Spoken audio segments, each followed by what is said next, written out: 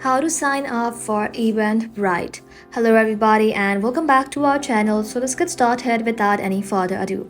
For that, you want to go ahead and simply crack open your browser in your mobile device, and then in the search bar simply search for eventbrite.com. Once you search for it, you will then be able to find this kind of interface. Inside here, you want to go ahead and simply tap on sign out right over here.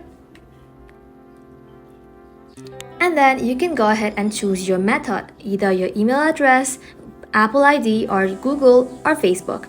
I'm going to go ahead and choose Google account. Now you want to go ahead and choose your account.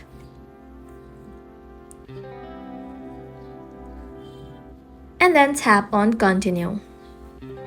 And just like that, once you're in, you can go ahead and add a profile picture or bio if you would like to show your face. Choose whether you are here to attend or organize events. Also drop into the site and then search for upcoming happenings or start crafting your own. So that is how you can do it, guys. Thank you all for watching the video till the very end and stay tuned until our next upload.